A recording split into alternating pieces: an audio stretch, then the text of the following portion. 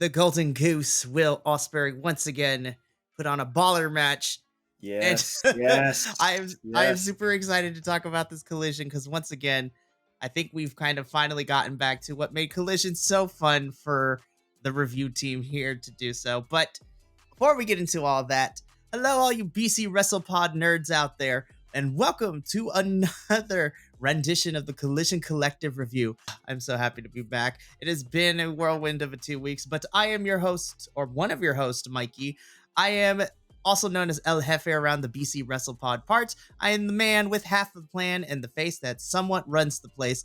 And joining me this evening is my lovely co-host here at Collision Collective, El Buntador II, also known by his real-life moniker of Adolfo. I don't know Hello, my what you friend. mean. I don't know that name. We're having I some don't know what you identity. mean. That name doesn't exist anymore.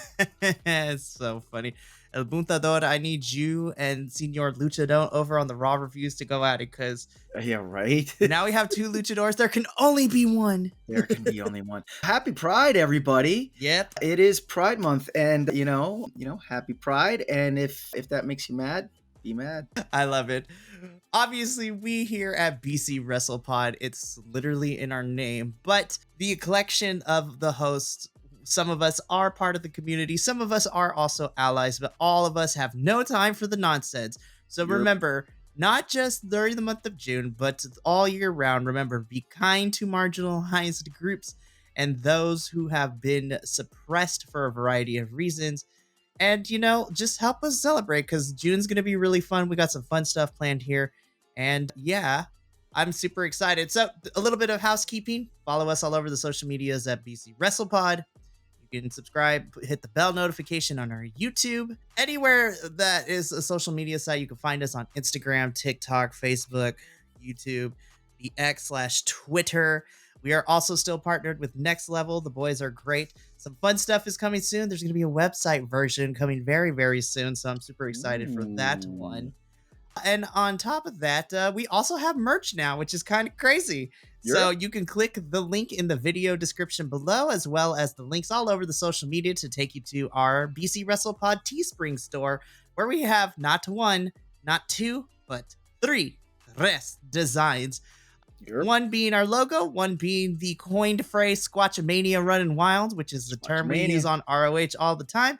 And then, of course, we have our Versus logo, the art piece that was done with us, which was commissioned by our lovely host, Will, and his artist friend, who gave us permission to use it in our stuff. So it's fantastic. All right, housekeeping is out of the way. Let's get into it. This is going to be an interesting review for this week because we're going to do a different approach for this. We are going to be reviewing Collision as it was presented to us, but we're going to change up how we talk about these matches as I, myself, was there at the actual taping earlier in the week. And so it's very interesting to see what I saw compared to what aired on television not that long ago at the time of this recording.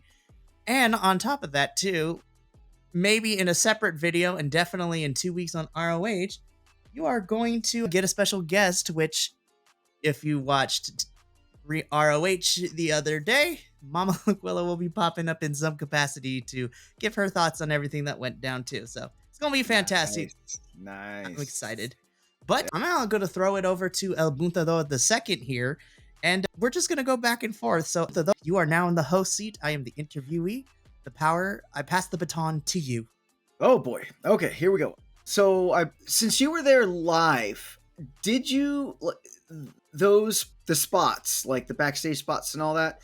Because I believe we started Collision out, and I literally just watched it, but I believe we started Collision with chit chat about the Jack Perry, right? It was the Jack Perry promo. There was that, and then it led into the FTR in-ring promo with Tony Schiavone. Yeah, right. So we did start Collision with FTR. They came out and they talked about how they lost, but they would still crawl down the ramp into the ring. And once everyone is up and running, they're gonna re-challenge the Young Bucks and Jack Perry, and I should say the New Elite, because we also got not Takeshita, but help me out. Right, right. But we also have Okada in there. So, but they're going to re-challenge them, and this will be the summer of AEW. So we'll see what happens. I was a little bit concerned though, because Dax, he looked like he had some metal in that cast of his. So that's not boding too well, you know. And Darby got hung upside down. I mean, a lot of other stuff happened to him, but he got hung upside down for like 15 minutes, to the point that the crowds were cheering, "Please help Darby," you know. So overall, it was you know, it was it was a way to start the show.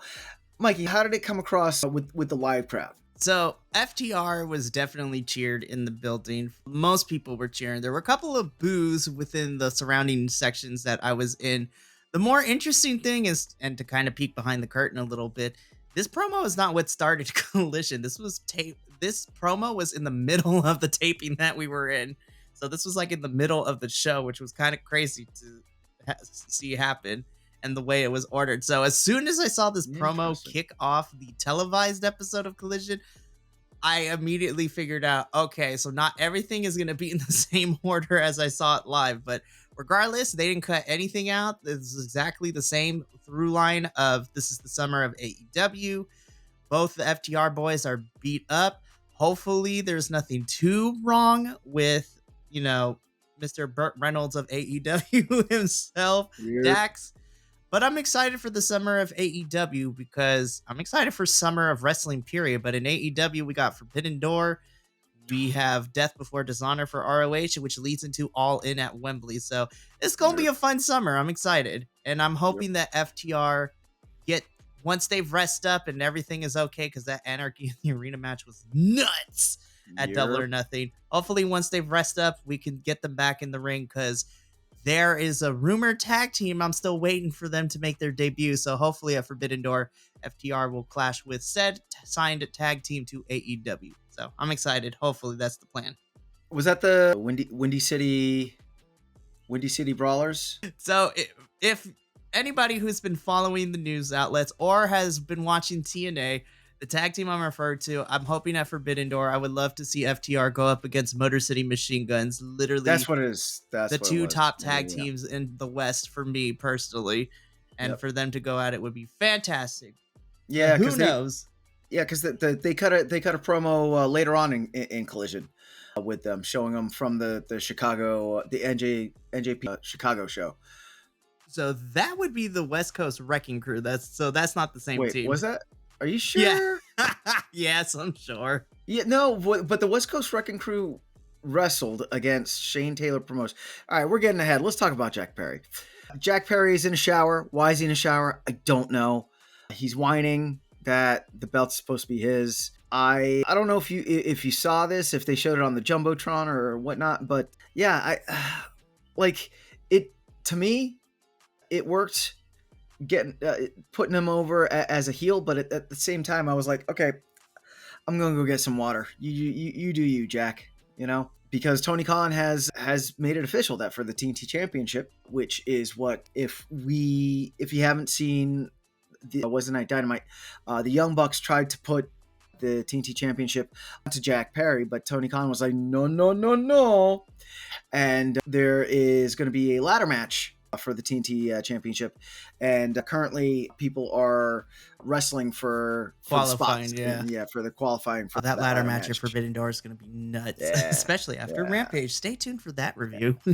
So Jack Perry, I remember as Jungle Boy, I liked him as Jungle Boy. I want to see him back in the ring, and not just in the anarchy in the arena, because that, for as fun as that was to watch, that wasn't wrestling. You know what I mean? And I want to see Jack Perry wrestle again. I want to see this heel version of Jack Perry wrestle again. So, again, Mikey, did they show this on the Jumbotron, or was this something that they added in post? So the Jack Perry promo that was shown on the Jumbotron for us to watch on the Titantron. And, I got to pay attention to the content of the promo during the televised thing, because I agree with your points that were made, Albunthador, that I want to see Jack Perry in singles action in the ring. So hopefully with this qualifying matches happening for this for the TNT Championship ladder match at Forbidden Door.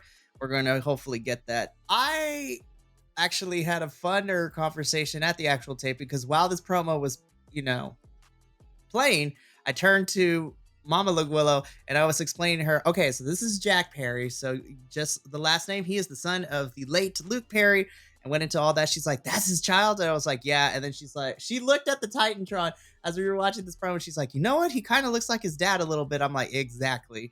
So, and then I was explaining Anarchy in the Arena to her. Like, he got set on fire. It was kind of nuts and everything. So I was half painted. That's how uninterested I was. I know he's a heel and I liked his heel character, but now that we've gotten all the talking, I need to start seeing him in the ring and get back to the wrestling portion of it in regular matches so he can continue to build that heel heat, because Anarchy in the Arena is a big stipulation match and it doesn't necessarily showcase wrestling. It just showcase like, let's set everybody on fire. I still enjoyed Anarchy in the Arena, but here's hoping that now we're getting back to Jack Perry, the wrestler, in the ring. Yeah.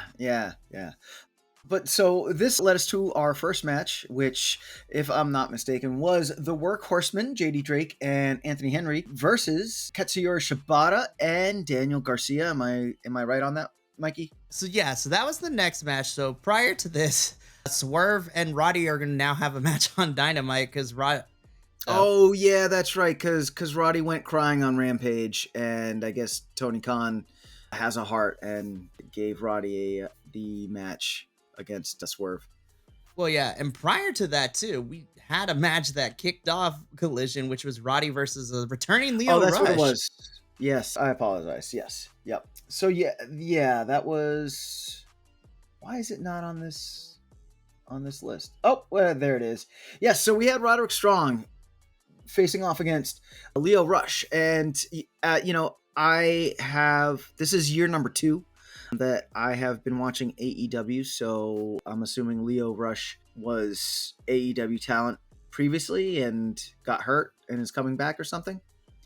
Well, the funny thing is that Lio Rush has mostly been on the independents and with New Japan, and Lio was a part of the Gauntlet on Dynamite, so they probably had him do this match just because.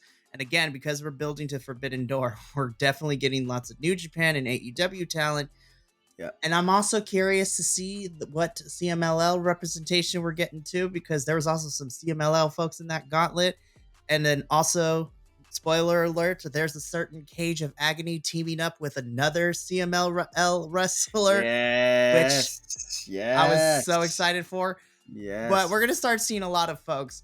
But as far as this match goes, Roddy just can't have a bad match. Like, this match was baller. I loved it so much. Yeah, I'm actually very surprised because on paper, when I saw this match, I was like, oh, here we go with our first squash match of the night. But they came out and they threw down. I was very impressed with Lio Rush.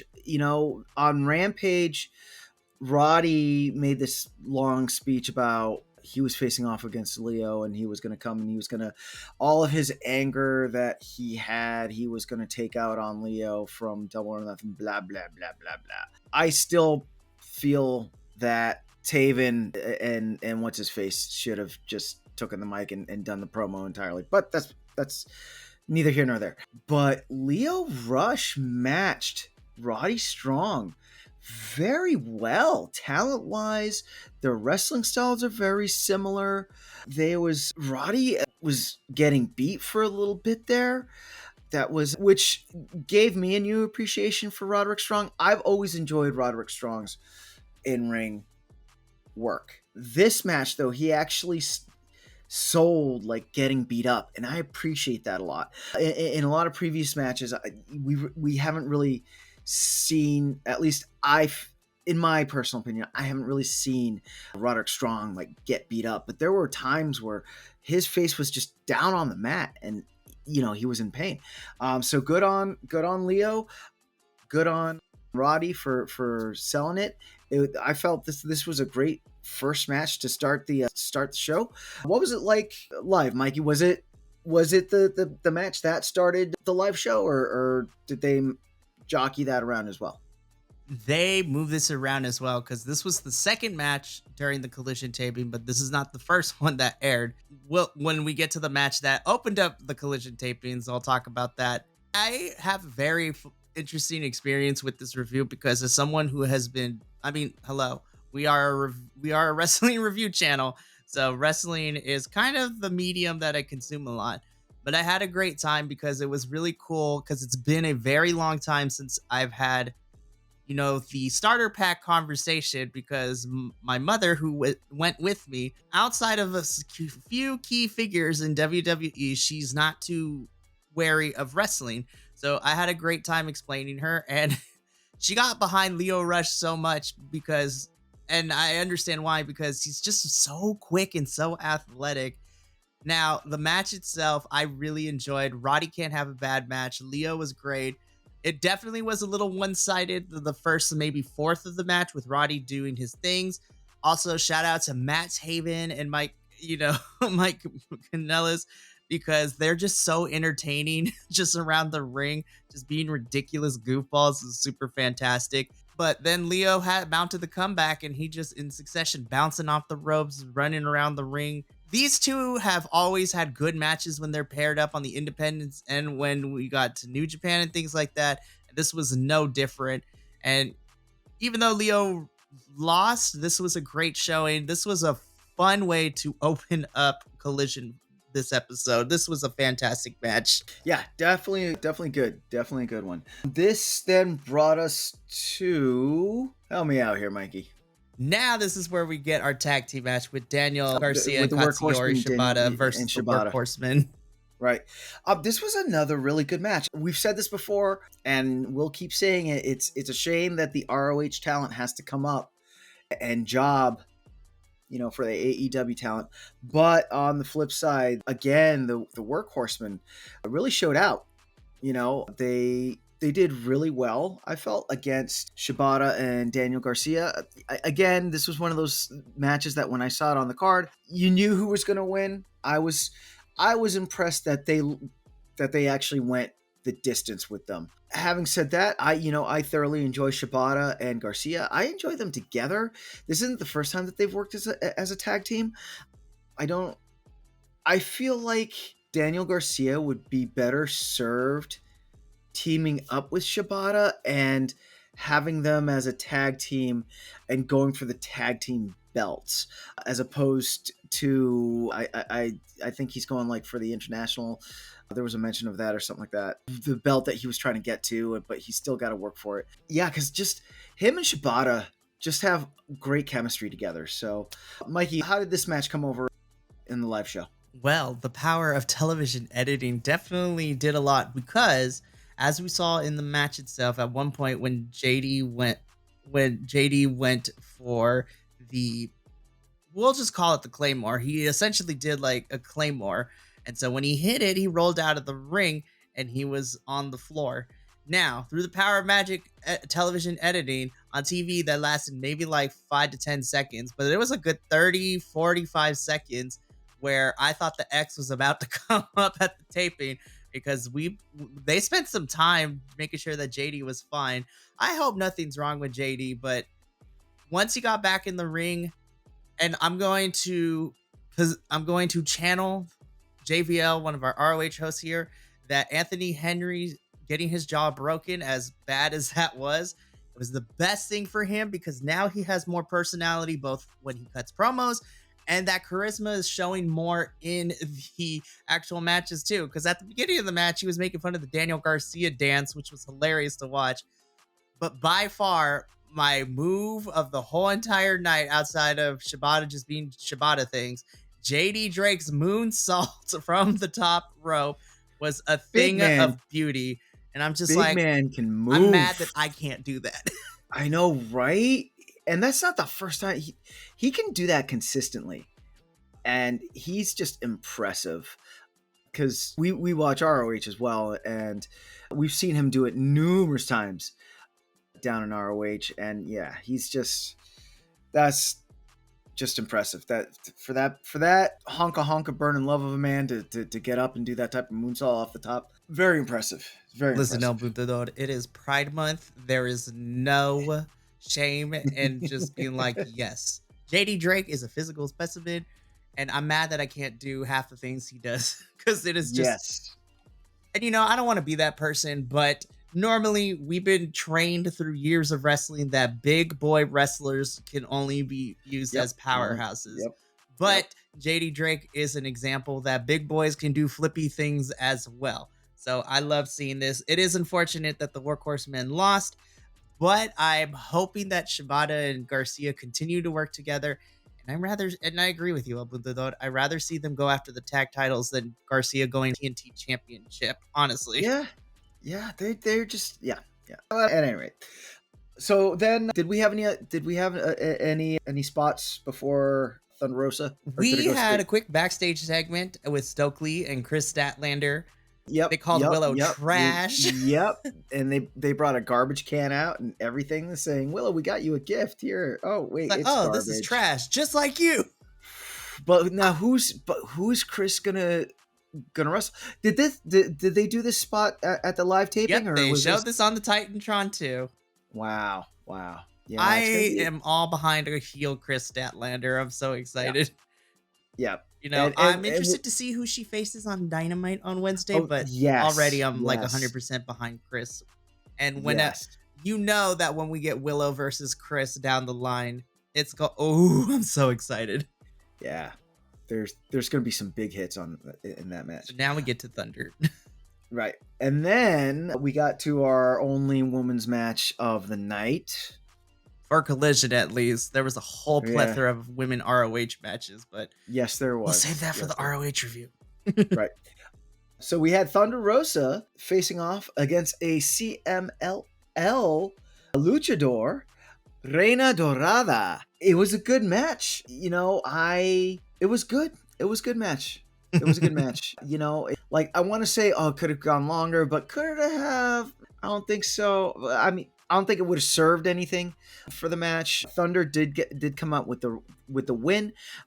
How about that pop that she had from the live crowd, Mikey? What was that? Like 50% of that pop came from next to me because Mama Luguilla was screaming her head off because that's the one person she really wanted to see, and I'm super happy for it. She had some interesting thoughts overall for the taping because when me and her talked on the way home, she's like, I really love the match, but she asked me, does AEW only normally have one women's match? And I said, for the most part, we get maybe one match and one women's segment, and that's pretty much it every single week across the 3 shows. So every week we only get maybe 2 to 3 women's matches and 2 to 3 women's segments if we're lucky. And she's like, really? And then she's like, and then we compared and contrast ROH, but that's a whole different topic.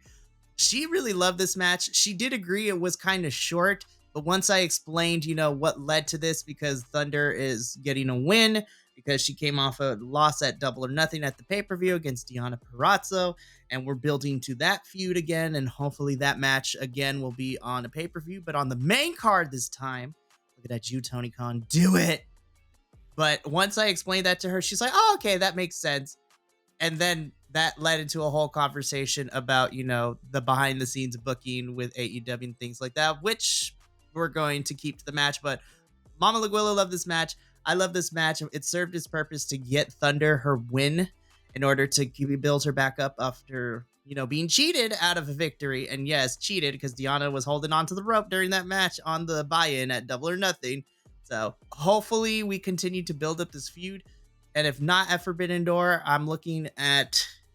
Actually, All In is so far away. We got to have something in between all that because All In's very far away. Yeah, put it on Forbidden Door. Why not? Have Thunder team up with someone in CMLL and have a tag team match with Deonna and whoever, a Deonna partner choice.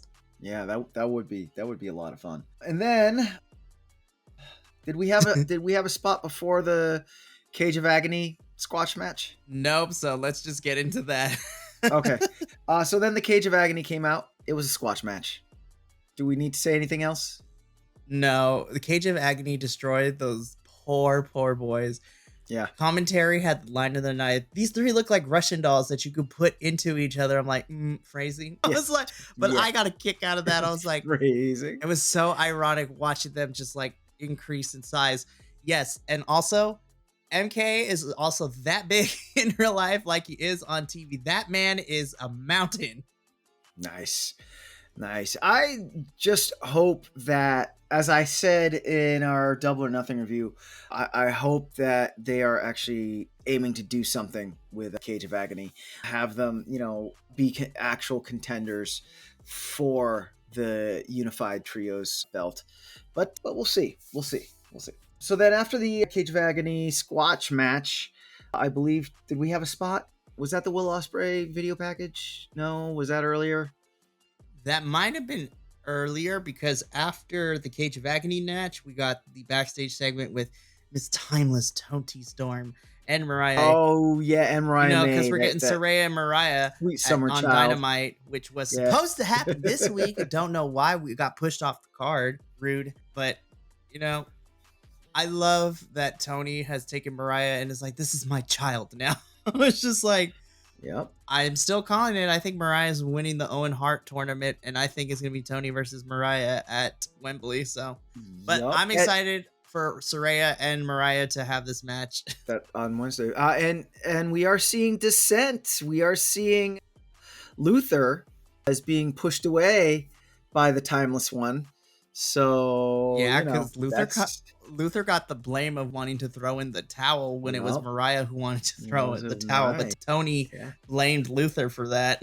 Yeah, so that's gonna play a little bit to later, but then after that spot, what was next, Mikey? So after Tony and Mariah's backstage little segment, this is where we get the match that opened up the taping for me: Claudio Castagnoli versus Johnny TV. This match was so ridiculous, but it was so fun to watch. Yeah, Taia's just so good as not only as a wrestler, but her comedic chops with Johnny are so good. Yeah, and her and Johnny are just so entertaining to watch when they're at the ring. Like that segment where Claudio was recovering and Johnny slid out and they started like the makeout sesh in the corner, Johnny and Taia. That's just like that. Well done. It was so fun. And then the crowd knew exactly what to do because once they started making out, the arena erupted in boo. Yeah. And they did it twice too. I was just like, this is so good. Yeah, but this is this week's match I didn't know that I wanted, but now that it's in my life, I am so much happier for it. Claudio and Johnny TV worked really well together. Johnny had a lot of counters for a lot of Claudio's moves. And then when Claudio tried to do his big muscle moves, you had Taia sneaking in, when the first time when he tried to get the helicopter, Taia pulled Johnny out. Very entertaining match. This was definitely one of those, and this whole setup was because Johnny TV was just like, you know what? I haven't wrestled Claudio Castagnoli. I want to wrestle you, Claudio Castagnoli. And boom, I thought it was going to be an ROH match for the week coming up, but I guess I'm wrong. Very entertaining match. Great match. How did it come over as the first match of the night for you? I thought this was a fantastic way to open up the Collision taping. So again, behind the scenes, the show started 7 p.m. my time, so 7 p.m. Pacific, and we got done almost at 11 p.m. So that was 4 hours of wrestling. So we had Collision and a bunch of ROH stuff. We had an ROH match, then we got into the Collision tapings, and then we finished out with more ROH stuff.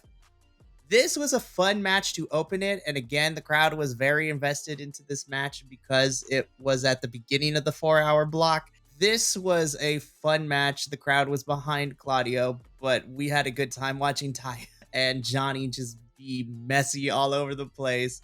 And, it's interesting because it's been a while since we've seen Johnny and Taia in ROH. I am okay with them being put on my television screen every single week because they are just gold. And I think for me, importantly, too, Johnny and Taia are funny characters, But lest we forget, people tend to forget that, oh yeah, Johnny's kind of a great wrestler too. And even though there was a bunch of comedic bits, there was still some really good messaging. The only critique I have of this match, I'm mad at Claudio for him stopping Starship Pain, because that is one of my favorite things to watch Johnny do when he bounces onto the top turnbuckle and does like the rotating spin onto his opponent. I'm like, Claudio, you ruined it. But we did get the swing, so I was like, all right, that makes up for it. It was a fun match. Yeah, admittedly, Johnny was not as high flying as I have seen him in the past matches, but I chalk that up to him matching Claudio in that. And yeah, it was entertaining. So then this brought us to the spot that spotted with spotting. It was a spot. What spot was it? So for anybody who doesn't watch ROH, this might be a new vignette that we had, because before we cut to commercial, they played this Premier Athletes thing. Oh, that's right. Here's the thing. No, and it's okay that you forgot, because, and I'm gonna break this down, because as someone who does both AEW content and ROH content, if you only watch AEW, this would have been new for you. For those of us that watch ROH, this was a supercut version of the 3 individual promos we got for each member of the Premier Athletes. So I've seen this already multiple occasions on ROH. And I just sat here and I saw this. I'm just like, y'all are trying to hype this up, and I want you to hype this up, especially Josh Woods, because he's so flipping good. But you're not doing anything profound with them in ROH. You don't make me care about them if you put this on AEW television. Yeah. That's why I forgot about it, because I was like, I've seen this on ROH, so I'm gonna go make dinner. That's what I was so mad. I'm like, don't play me AEW. I watch all of your product, okay? So you can't fool me. All right, so moving on after that spot. So yeah, already forgotten again. What did we have next? This is where it wasn't necessary. It was a more competitive squash match, but this was Shane Taylor Promotions versus the West Coast Wrecking Crew. Thank you, AEW Television, for giving people who are not familiar with West Coast Wrecking Crew a little bit of background, and they showed clips from the Windy City Riot show for New Japan. There we go. And they also showed the clips of them wrestling at the Resurgence, which was also in my backyard in Ontario, but I was busy that weekend, so I couldn't go. And this is not the first time we've seen West Coast Wrecking Crew on AEW, and they've also made appearances in Ring of Honor. Now, the Ring of Honor appearances are so much better because they're actually more competitive there. But as soon as when I saw them in the ring, and then I saw Shane Taylor Promotions come out, I was like, I already know how this goes, but this should be good. And I was happy that it was more competitive. I was perplexed the fact that Lee Moriarty wasn't as offensive sound as he was. He was getting beat up by West Coast Wrecking Crew for pretty much the whole entire match.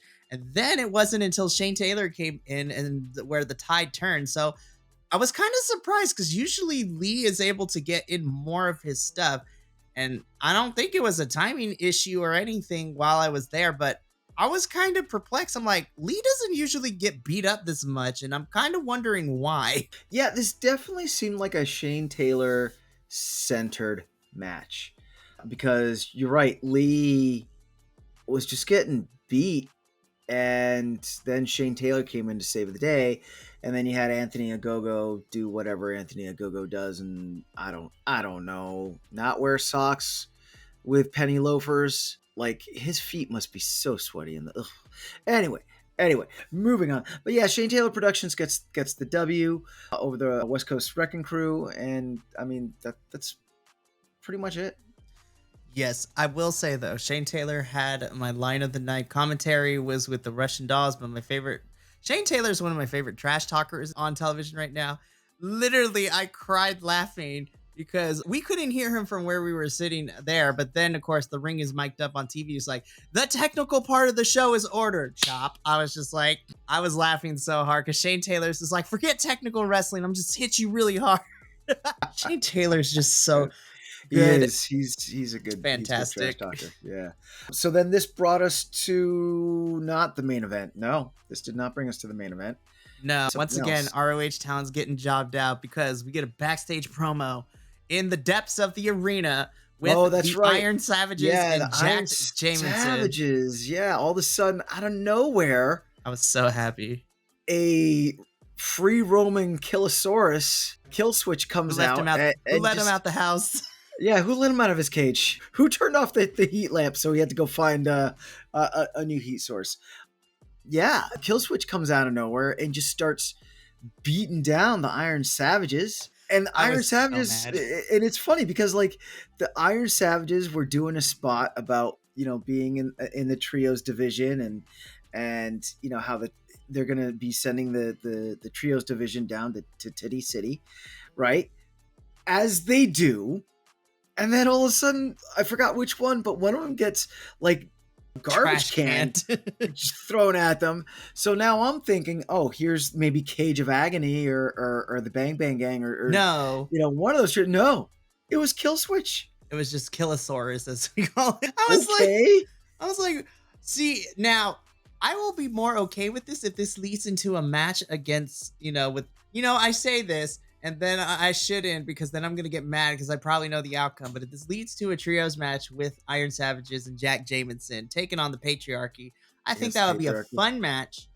However, 3-on-2 is not a fair fight, because if you listen to our ROH review, we love the Iron Savages. They're fun. They're big boys. They can wrestle. Jack Jameson is good on the mic, and that is where it stops. Yep.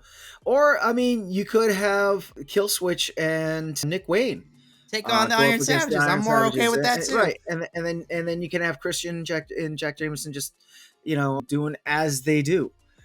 Fluttering about outside of the ring. Now, it would be a wild twist if the Iron Savages actually could pick up a win. I don't think that would happen. But if they do, I was like, Tony Khan, I swear you're listening to the show, because this is what I was saying. Right. That I feel though that would be better storytelling, especially seeing how after Double or Nothing, it seems like we've kind of wrapped up that whole Christian going for the championship up in a nice bow. I feel we should get back to like Kill Switch breaking away from the patriarchy. Yeah, the patriarchy, I think, is ready to start showing some fracture. Yep. Into they it did. too. I mean, they did. And, on a sidebar, I did meet Kill Switch at the NJ Wrestle show. He's a big man. Yes, very big man. Thank you for very kind. Thank you for the photo, Kill Switch. He, a lot of growling, a lot of just like hissing at me. It was scary. All while in a New York Knicks jersey and Knicks jersey. Yep. His shoes too. I was just like, yeah, honestly, that's how I would travel too. Right. But anyway, moving on. We then get to our main event. Best match of the night. I'm putting it out there. Oh my God, this match ruled. I mean, was that ever going to be a question though? Will Osprey versus Kyle O'Reilly? Well, no, I knew this was going to be a banger of a match. I knew it was going to be a good match. It was just really nice, so I can fanboy and show Mama LaGuillo. It's just like, this is why I love Will Osprey. And okay, so I want to put a disclaimer out there. I'm going to peek behind the curtain of my personal life a little bit. So, Mama LaGuillo and I work in the world of education. And for both of us, we also have experience working with students, on the spectrum, special needs, all that stuff. I also do general education stuff. So we have a plethora of things. And of course, Mama LaGuillo was torn, because when I told her, I was just like, so Kyle O'Reilly is diabetic. So as someone who is also diabetic, Mama LaGuillo was like, okay, I immediately got to support him. And then once I also told her that, we love Will Osprey because he's also on the spectrum too. Shout out to the representation for there. She's like, okay, who do I pick? I was like, just go whoever you want. So me and Mama LaGuillo were going back and forth, because I was cheering for Will. She was cheering for Kyle, but at the end of this match, both of us just were on our feet giving a standing ovation, as was the rest of the arena, because immortal words of, Ron, damn, this match was so good. Holy crap. Oh my God. I could not breathe while I was in that arena. The electricity from the audience made this match even better. And Oh my God, this is so good. And it was really more competitive than I thought it was going to be because Kyle almost got Will a couple of times and he grounded Will a lot during the first half of this match too. I would dare say for a good portion of the match, Kyle grounded Will. I would even go as far as saying Kyle O'Reilly really stopped Will Osprey's normal offensive arsenal. You know, again, yeah, wow, week in and week out, Kyle O'Reilly just continues to impress. Much to quote Swerve, no, strike that, reverse it. Kyle O'Reilly just continues to impress me week in and week out. You know, for him to go toe to toe with Will Osprey, who we know is just a dynamo of energy, and to stop him in his tracks and have him on the ropes, because for a good portion of the match, like you said, Will Osprey was on the ropes, but it looked good. It looked believable. It was great storytelling in the ring. And, you know, the cherry on top, I really liked when they shook hands and went their own ways. I was really worried that they were going to shake hands and something was going to happen, you know, as it do, but they didn't. They shook hands, went their separate way. It was awesome. Is Will's arm jacked up? Is that the work that we're going to go with going into Forbidden Door? We will see. We will see. This was just a 30-minute clinic, and this match was everything that I thought it would be. And you know, me and El Buntador here, and pretty much all the BC WrestlePod boys, all of us like have Will Ospreay on a pedestal. Like, he always delivers consistently. And for me and Blue JBL, pants. it's nice to finally see the other hosts now that Will is on Western television. You know, now it's nice to see them appreciate Will Ospreay the way that me and JBL have been following his career through New Japan and stuff like that. Of course, as the two New Japan boys here, which is, I don't know if anyone knows that, but yeah, me and JBL, we consistently keep up with New Japan. That's why me and him are always doing the Wrestle Kingdom review. But I gotta say, I love Will and I always will. I gotta give credit to Kyle here because he's been having consistently good matches the last couple of times we've seen him. You know, this match was fantastic. Shoot, I have his match against Malachi Black a couple of weeks ago on my short list for my favorite matches of the year, because that was also like a 20-25 minute clinic between the two, and it was just so good.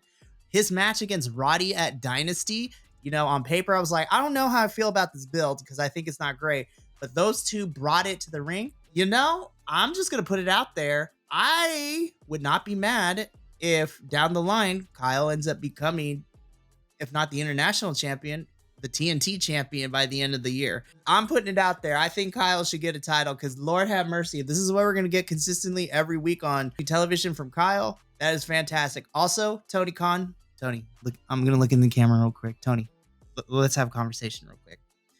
I need you to run this back down the line. I need a round two between Osprey and Kyle. Like, I need another one. Let's do this. Book it. That would be cool.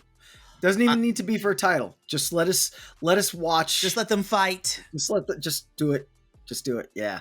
Yeah. This match was so good. So this does bring up a question to me though. Where do we go with Kyle O'Reilly from here?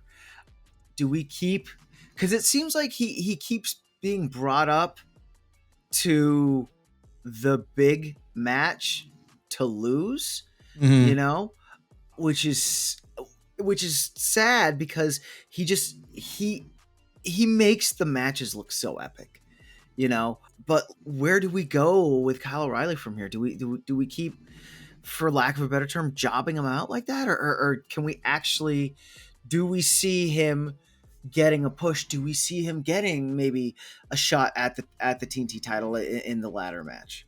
Well, so this is where my fantasy booking comes in. So as I mentioned not that long ago, I think if we're gonna, since we're having these qualifying matches for the ladder match, I think that we have Kyle have a qualifying match, win qualifying match, he entered into that ladder match, have Kyle come close to winning, but through shenanigans, someone else wins the title. And honestly, I would put Kyle in a TNT Championship feud. Now, if it goes the way that I think it's going to, and I think Jack Perry's going to end up being our TNT champion, I think Jack Perry versus Kyle would actually be kind of great, actually. And honestly, I think of Kyle as also, because the Elite is going to be running roughshod, the Bucks will be dealing with whoever is going to be in the tag team title picture scene.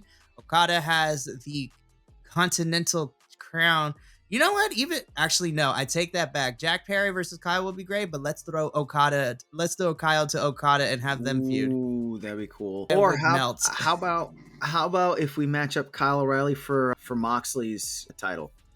That would also be great. Now, the only problem with that is because New Japan is very particular about who wins. And even though I think the match would be fantastic, I think for me as a viewer, I would love to have more stakes if there was a possibility of a title switch, because New Japan is very, very protective of who holds their title. They're very, very tight-lipped, and they don't. Okay.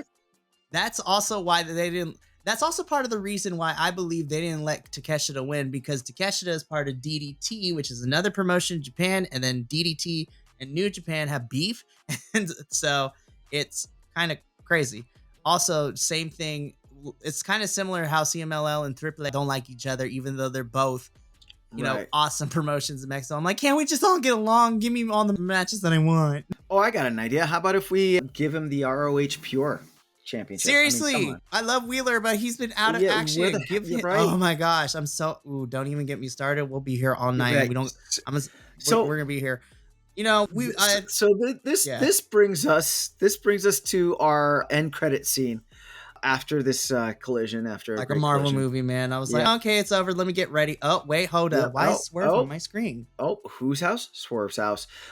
That's why. So Swerve Strickland does come up, and he does a spot where he talks about how he's going to be facing Will Osprey come Forbidden Door. That's going to be a lot of fun. But then he had some words from one Roddy Strong, and how you go to the principal's office and cry until you get what you want. I thought, did this spot need to be at the end of Collision? No. Was it a good spot though? Yes. Yes. Swerve can cut amazing promos, and this was no exception. I actually didn't mind that this was here, because since Collision technically is the last show each week for AEW that airs, this is setting the weekend off, and this is giving us a couple days to digest this, because, again, as we were told multiple times throughout the episode, I don't know, I'm hoping it's the main event because I think it'd be fantastic, but Swerve will be facing Roddy, and this is for the AEW World Championship too, as on Wednesday. So Swerve needs to get through Roddy in order to get through Will. I'm a little weird. I'm like questioning why we're just throwing Roddy into this as an obstacle for Swerve. But I guess we have to find something for Swerve to do, because they're trying to keep Will and Swerve apart from each other until Forbidden Door. So the promo itself was good. Now, I'm going to turn this around on Buntador right here. Now, let me ask you this question, because I got to chat with my Dynamite co-host afterwards. I couldn't be on the review, but I watched what they had to say about the gauntlet and Will winning, and then having subsequent conversations afterwards. But because Buntador is my other, hermano when it comes to AEW, along with Alice, because between us three, we do Rampage and Collision. I want your thoughts about this, and I'll give mine. We know that Swerve versus Will is going to tear the house down. That match is already going to be probably my favorite match of all Forbidden Door. And that's saying something, because Forbidden Door always gives us these crazy matches with the cross promotions.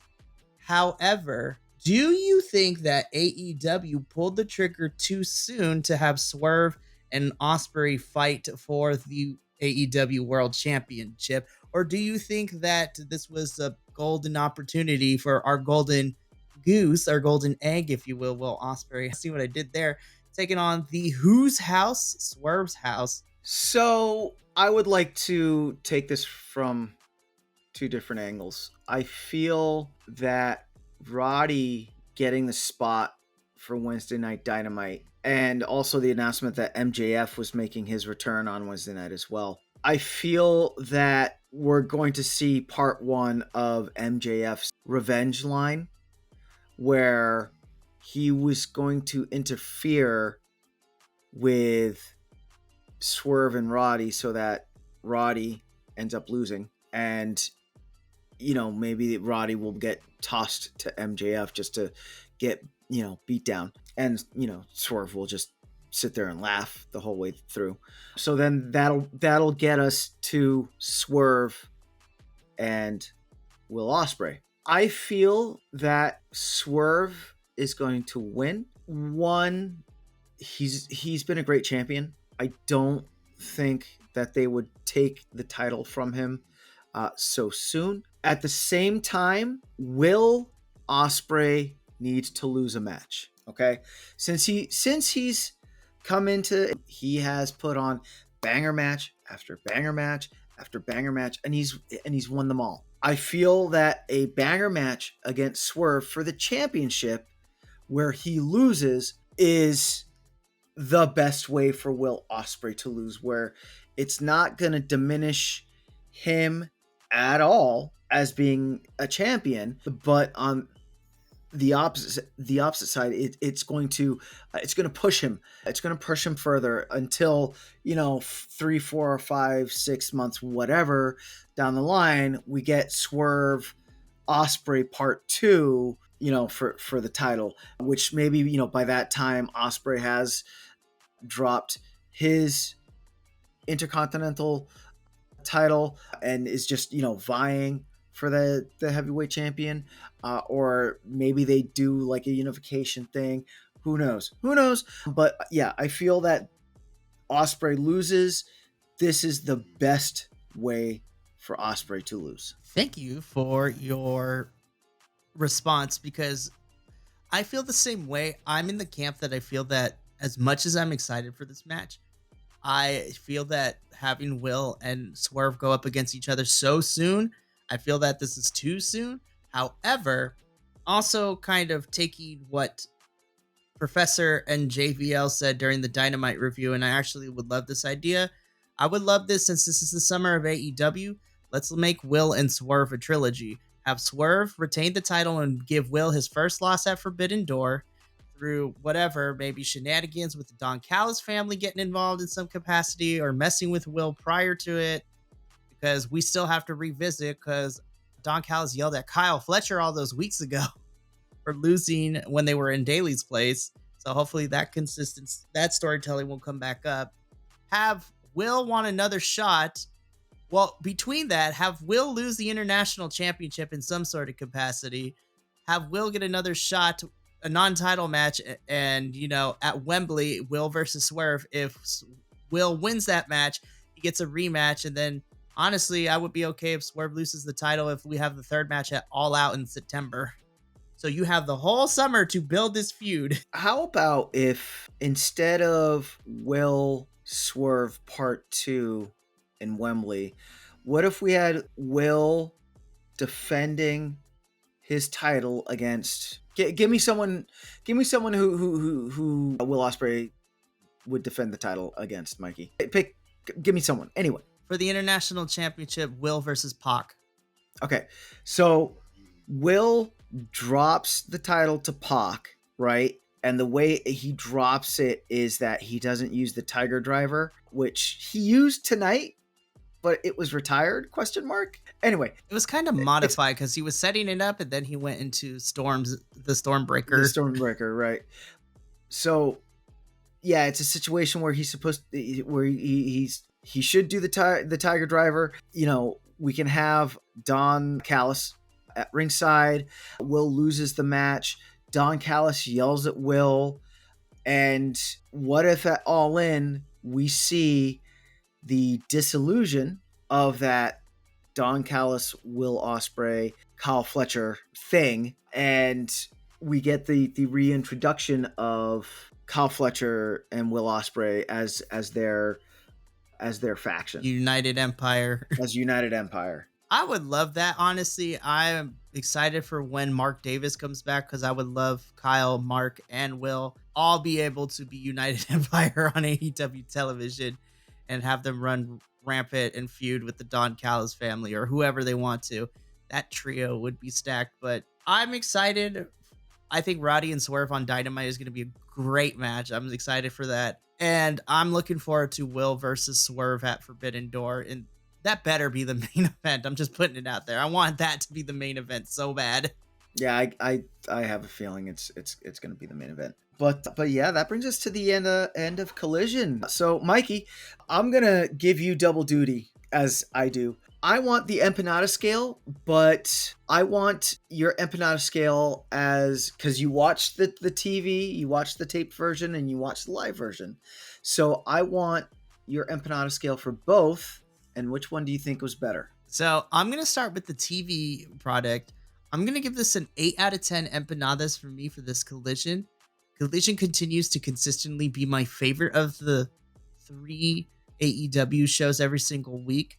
Rampage is a close second because that's where all the fun stuff happens, and Rampage has a special place in my little heart because of how much fun me and El Buntador here had with reviewing it all the time before Alice tagged in for me. But I give this an 8 out of 10. I thought all the matches were very solid, even the squash match with Cage of Agony, channeling the Spirit Squad in the finisher when they lifted and just threw that poor man on the rat. This was a very wrestling-centric show. There was very little backstage promos or, outside of the in-ring stuff from the FTR promo that kicked off the show. It was very wrestling-centric, and I kind of dug it. Now, as far as in-ring person, I give the Collision, and I'm including the ROH tapings we got, I give the whole thing a 10 out of 10 for a different reason. Again, the wrestling was phenomenal. It was a long night. It was 4 hours of wrestling, which I'm never going to complain about because I got to see a lot of my favorites from both AEW and ROH be on my screen. But it gets a 10 out of 10 because this is a core memory in addition to being able to be in person with some of the BC WrestlePod boys. This is another core memory that's going to stick with me because I got to take my mom to her first wrestling show ever for any promotion. And she has become a fan of Collision. So hopefully I could start to get her to watch it more consistently with me. And it honestly, for me personally, for those who heard the story multiple occasions since we started BC WrestlePod, it has come full circle for me being able to experience and show my mom wrestling the same way that I was able to with my grandmother during the pandemic era.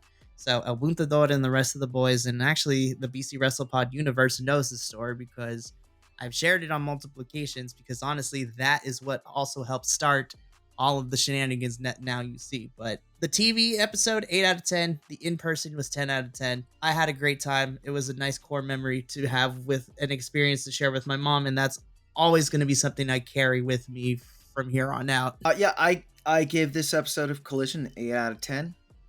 A lot of wrestling. I definitely am a big fan of the wrestle more, talk less episodes. So that's that. And that's it for our Collision review on this June 1st, the first day of Pride. Happy Pride again to everyone. So for me and for Mikey, I want to wish everyone saludos and stay Bi-Conic out there, everybody. Thank you so much for tuning in to another Vibe Tribe production. What's going to happen next time? Well, you're going to have to tune in to find out. But until then, remember, take care of yourself, love one another, and as always, make sure that you keep the good times rolling.